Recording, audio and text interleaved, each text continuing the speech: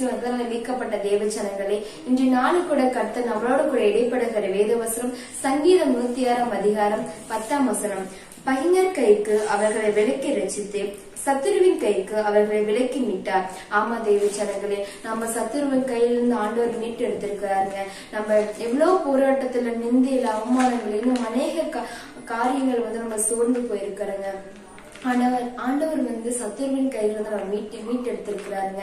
நம்ம ஆவிக்குரிய வாழ்க்கையில, நம்ம ஜப வாழ்க்கையில, வேதத்தை வாசிக்கிற நேரங்கள்ல ஒவ்வொரு நாளும் நம்ம சோர்ந்து போயிருக்கிறோங்க.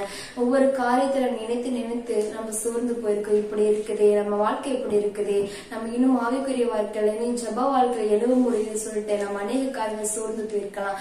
ஆனா அந்த சத்துருவினால்தான் சோர்ந்து போயிருக்குன்னு சொல்லி யாருக்கு தெரியாது இல்லைங்க. அந்த நாள்ல சத்துருவை எதிர்த்து நிக்கணுங்க. சத்துருவை எதிர்த்து நிற்கும் பொழுது நம்ம எந்தெந்த காரியத்தை சோர்ந்து போயிருந்தோமோ அந்த காரணம் வச்சு நம்ம ஜெயம் எடுக்க ஆண்டவர் நம்ம தூக்கி எடுக்க வல்லவராய் இருக்கிறாருங்க. இந்த நாளுக்காக நான் ஜெபிக்கலாம். எந்தெந்த காரியத்தை கொடுத்து நீங்க சோர்ந்து போயிருக்கிறீங்களோ, எந்த காரியத்தை என்னால எழுவ முடியலையே, இன்னும் ஆவிக்குரிய வாழ்க்கை எழுவ முடியலன்னு சொல்லிட்டு எந்த காரியத்தை நீங்க சோர்ந்து போயிருக்கிறீங்களோ அந்த காரியத்துக்காக அந்த நாளை ஜெபிக்கலாம். ஆண்டவர் நம்மள அந்த காரியத்தை தூக்கி போட வல்லவராய் இருக்காங்க. நாளுக்காக ஜெபிக்கலாமா?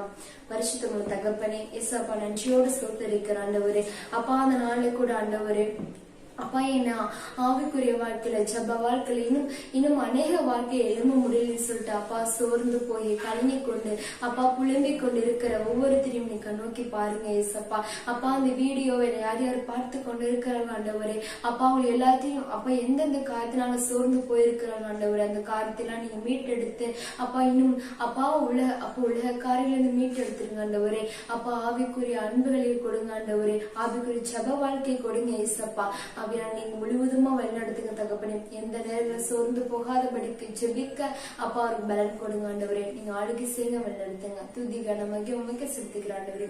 நஸ்டான இயேசுவின் நாமத்தில் ஜெபிக்கிறீங்களா தகப்பனே?